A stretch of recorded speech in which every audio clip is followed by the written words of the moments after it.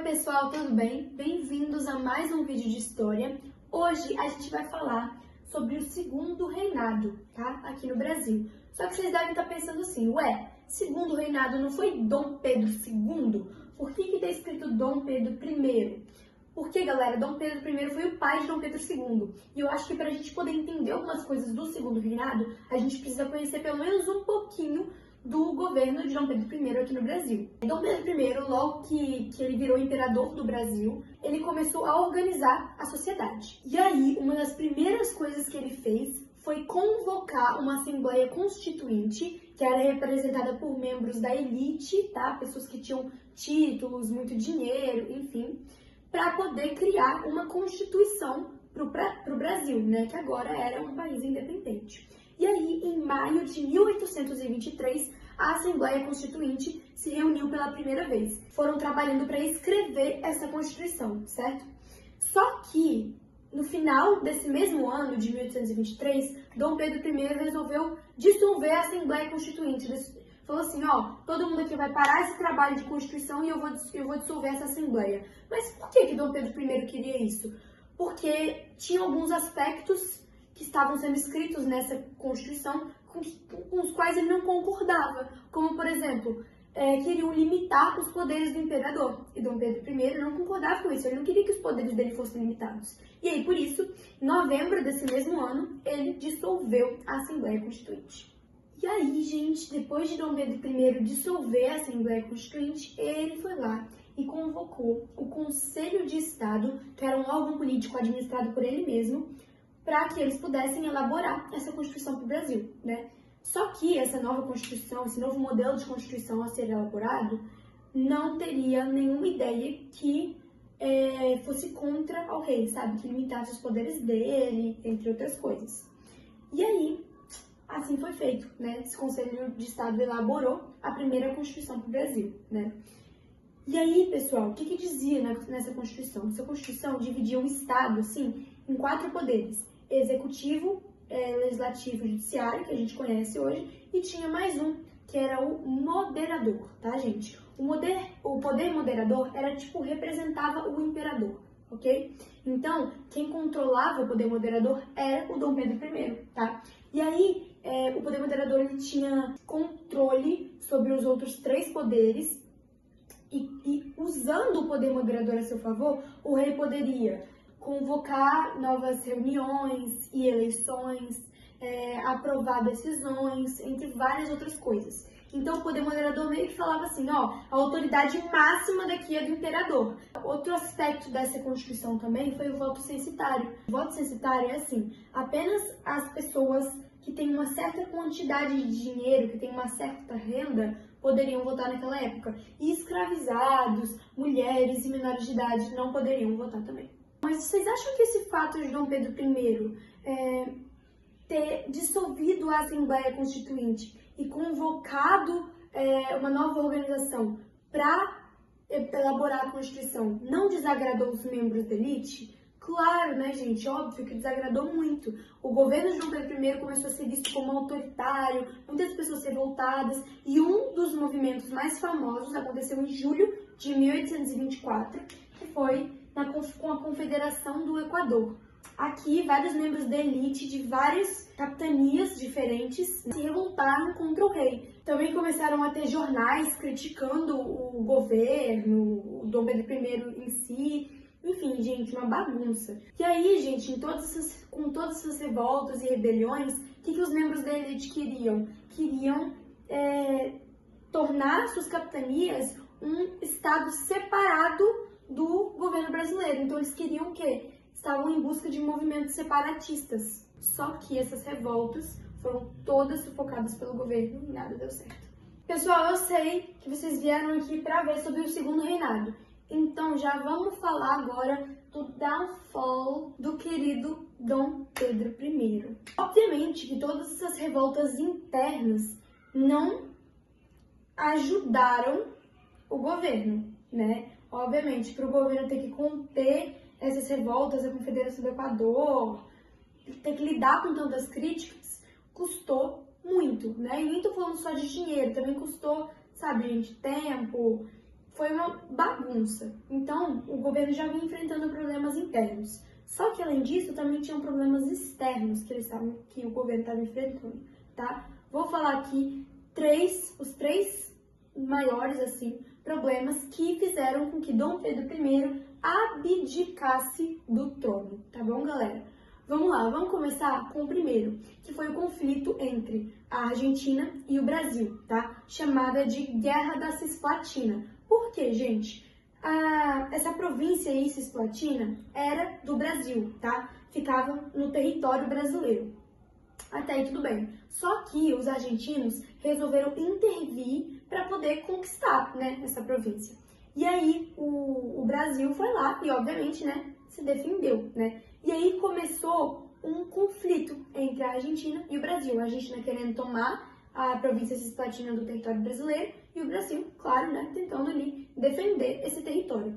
E aí a Inglaterra, que era a maior potência na época, chegou, falou assim, olha aqui, gente, vou pegar essa terra aqui e essa terra não vai nem para a Argentina e nem para o Brasil.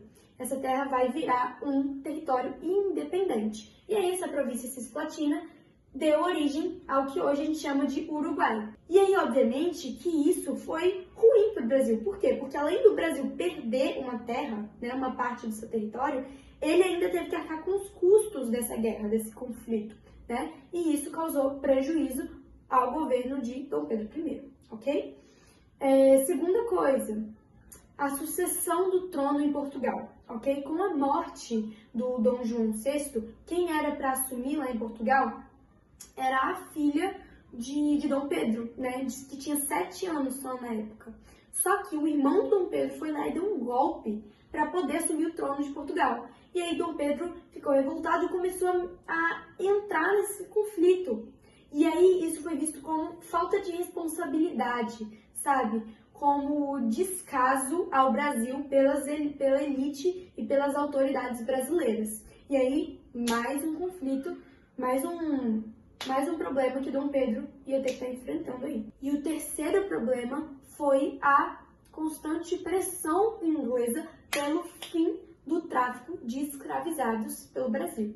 E aí, gente, com essa pressão inglesa, sucessão do trono em Portugal, Guerra da Cisplatina, tudo isso fez com que mais gente ainda ficasse contra Dom Pedro I, e aí ele desistiu, galera. Foi o downfall dele. Downfall. Não sei falar, mas enfim. Dom Pedro I abdicou do trono. E aí começou o período regencial, tá? Mas a gente veio aqui para falar do segundo reinado. Então eu vou pular esse período regencial e a gente vai falar agora de Dom Pedro II. Dom Pedro II era filho do Dom Pedro I, como vocês já devem saber, né? E ele assumiu o trono com apenas 14 anos de idade, né, gente? Ué, mas 14 era a idade... Podia assumir o trono com 14 anos de idade? Não, gente, não podia. Teve um golpe chamado de golpe da maioridade que aplicaram para que Pedro de Alcântara pudesse assumir o trono mesmo antes de ter a idade mínima para isso, né? Porque o período anterior ao governo dele foi marcado por muitos conflitos, crises, né? Que foi o período regencial, né? E aí, para poder sair, para poder organizar esse governo, falaram assim, galera, bora que a gente tem que colocar esse Pedro de Alcântara aí no poder para poder resolver as coisas, né?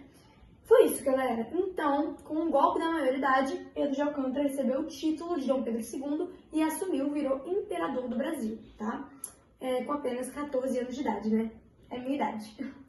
Esse período em que Dom Pedro II esteve governando o Brasil foi um período de muitas transformações no território brasileiro. Como, por exemplo, a sociedade brasileira começou a se identificar como uma nação, sabe? A gente vai especificar mais isso um pouquinho mais pra frente, tá? Agora a gente vai focar no aumento populacional que também teve com o governo de Dom Pedro II, tá? A população cresceu muito no território brasileiro devido a diversas transformações na sociedade, aumento da expectativa de vida, diminuição da taxa de mortalidade, produção de riquezas. Muitos europeus vieram para o Brasil também, né? Porque em 1850 o tráfico de negros foi proibido, então começaram a incentivar a vinda de europeus para o território brasileiro também. Enfim, pessoal, a população cresceu muito. E com a população crescendo, quem cresce também são quem? As cidades, claro, né? A maior cidade da época ainda era o Rio de Janeiro, né? Que era a capital do Brasil. Só que também existiam outras cidades grandes, como por exemplo Belém, Recife, São Paulo, beleza, gente? E uma coisa que se manteve dos tempos anteriores no governo de Dom Pedro II foi a desigualdade social, né, que continuou muito grande. Pessoal, vamos falar agora rapidinho aqui dos indígenas durante o Império, tá?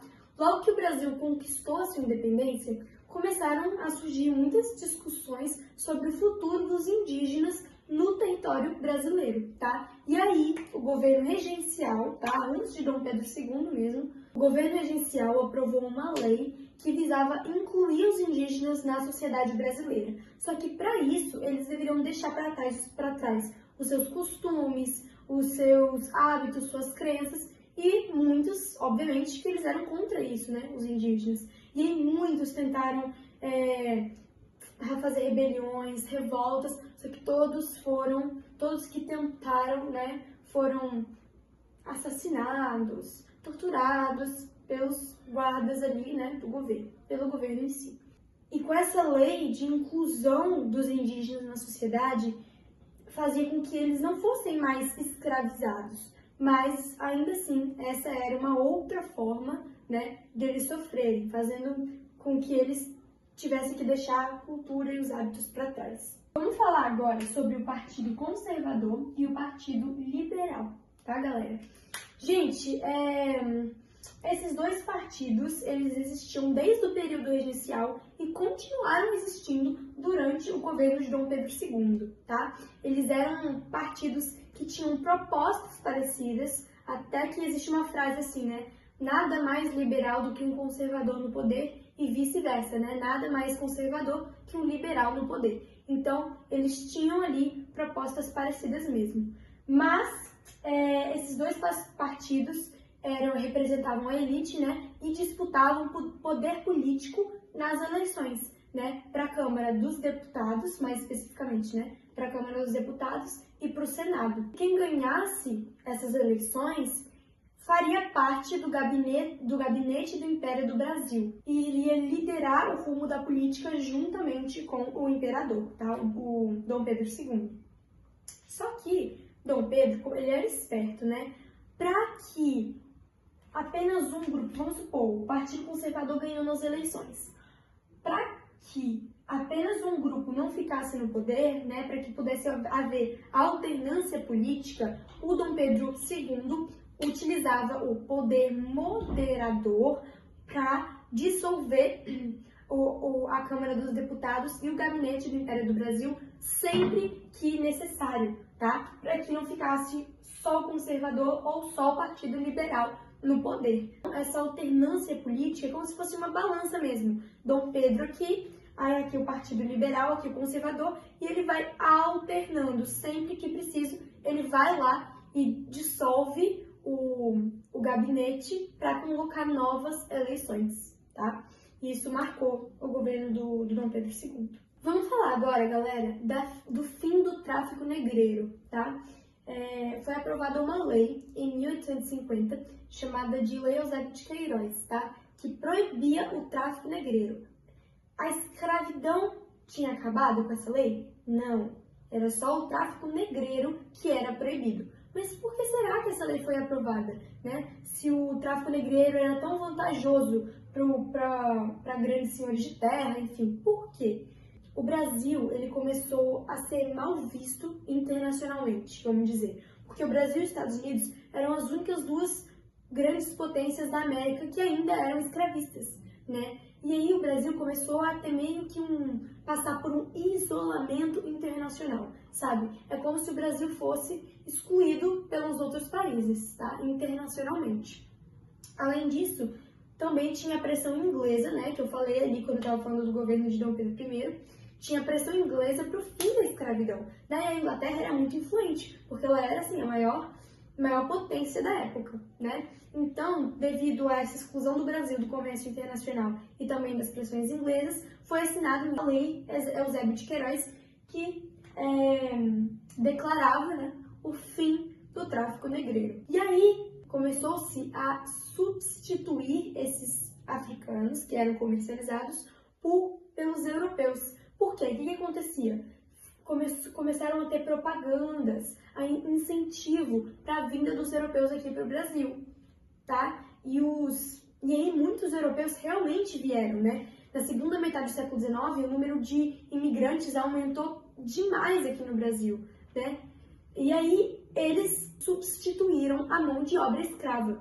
O governo brasileiro que financiava a vinda desses imigrantes aqui para o Brasil, e também foi criada a Lei de Terras, né? Que era uma lei que dificultava o acesso tanto dos imigrantes europeus quanto das pessoas mais pobres que já moravam aqui no Brasil, né? Dificultava o acesso dessas pessoas às terras, tá? Porque agora a propriedade seria de compra e venda, ok? Isso tudo para evitar que esses europeus chegassem aqui e constituíssem propriedades particulares, tá? Por quê? Porque eles deviam substituir os escravizados e não constituir propriedades, certo? Gente, lembra que eu falei lá no início do vídeo que o imperador, né, o Dom Pedro II, estava construindo um sentimento de nação brasileira, né, assim que ele assumiu o trono? A população brasileira começou a se sentir como se pertencessem a uma mesma nação mesmo, tá? Isso foi muito bom. Um dos movimentos artísticos, né, que marcou ali esse período foi o romantismo, tá? A arte do romantismo tem como características o nacionalismo, idealismo, é uma arte sentimental e emotiva. E o romantismo, ele inspirou várias outras vertentes da arte, tá? Como, por exemplo, teatros, livros, entre várias outras coisas. Nesse período aí, Dom Pedro II, né, o governo brasileiro, também investiu bastante em escolas, tá? Em projetos educacionais, enfim, para maior exaltação dos valores nacionais, né? Justamente também para contribuir nesse processo de transformar o Brasil em uma verdadeira nação, né? De firmar o Brasil como uma nação. Tudo isso contribuiu para que houvesse menos conflitos durante o governo de Dom Pedro II, né? Então os conflitos, as revoltas diminuíram muito em relação ao governo de Dom Pedro I, em relação ao período regencial. Então foi marcado ali, o governo de Dom Pedro II foi marcado por uma tranquilidade maior, né? Vamos dizer assim. Vamos falar agora um pouquinho da modernização do Brasil, tá? O desenvolvimento econômico propiciado pela atividade cafeeira possibilitou os investimentos em diversos setores do país, tá? Alguns deles foram construção de ferrovias, tá? Muitas ferrovias foram construídas no território brasileiro, né? Inclusive as primeiras ferrovias, a primeira foi lá no Rio de Janeiro, e logo depois começaram a surgir várias em São Paulo também. As ferrovias eram ótimas porque facilitavam o escoamento da produção e também tornavam possível com que as pessoas construíssem suas fazendas mais longe do litoral, né? Porque para transportar suas mercadorias era muito mais fácil, rápido, eficiente e barato também, né? A gente tem aqui também melhorias na cidade, principalmente no Rio de Janeiro, que era a capital do Brasil na época, para que a capital, né, pudesse ser uma cidade limpa, bonita, com vários prédios bonitos, chafarizes e praças públicas. O governo investiu aqui também, né, em melhorias para a cidade em geral. Foi isso, gente. Espero que vocês tenham gostado do vídeo. Se você gostou, deixe seu like aí embaixo e espero que... É isso. Tchau!